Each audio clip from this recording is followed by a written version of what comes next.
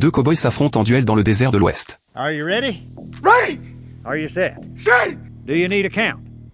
Listen! Hard to trigger with them other fingers, but...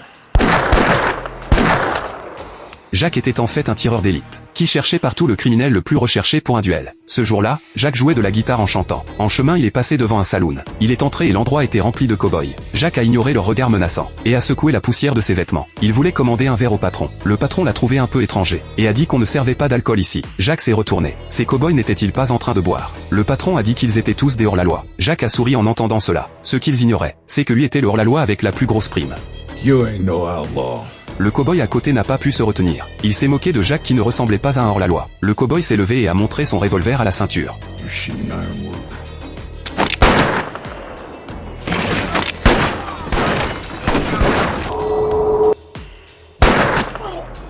Jacques n'était jamais du genre discret, convaincu d'être le meilleur au tir comme en musique. Mais il ne tuait jamais de sang-froid. Malgré lui, il a fait quelques victimes de plus. Jacques leur a chanté un chant d'adieu. Peu après, il est arrivé dans une petite ville. Il y avait un casino. Jacques était un joueur invétéré et ne pouvait pas résister. Mais le casino avait une règle. Toutes les armes devaient être remises. Jacques a retiré son ceinturon, et est entré dans le casino avec enthousiasme. À ce moment, un joueur a perdu son argent, et a jeté ses cartes en partant. Jacques a pris sa place. En regardant les cartes abandonnées, il voulait se coucher. Mais l'homme à côté lui a rappelé qu'il devait continuer avec cette main. You seen him, you play him.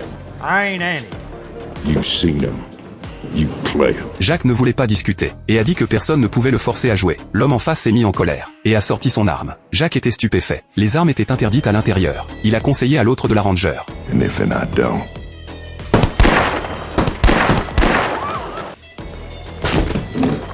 Jacques a été forcé de tuer à nouveau. Il s'est mis à chanter et danser, pour accompagner le défunt. Il a enflammé l'ambiance de toute la salle. C'est alors que le frère du mort l'a arrêté, en disant qu'il voulait défier Jacques. On voyait que l'homme avait peur, mais en tant que cow-boy, il devait prouver qui était le plus rapide. Bientôt les deux sont sortis pour le duel. Sans surprise, Jacques a été plus rapide. Il a été forcé de tuer une fois de plus. Jacques s'apprêtait à chanter un chant d'adieu, quand une belle mélodie s'est fait entendre au loin. Un homme s'approchait sur un cheval noir. Il a complimenté Jacques pour sa musique, et a dit que son tir n'était pas mal non plus. Il était venu aujourd'hui pour défier Jacques. Jacques a souri légèrement, éprouvant de la pitié pour lui. Il allait encore être forcé de tuer. No, sir. Jacques n'en croyait pas ses yeux. Il a lentement retiré son chapeau. Il y avait un trou devant et un autre derrière. Jacques a alors réalisé qu'il existait vraiment quelqu'un meilleur que lui en musique, et plus rapide au tir. Il pensait être le héros, mais aux yeux du vrai héros, il n'était qu'un clown ridicule. Jacques ne pouvait que chanter son propre chant d'adieu.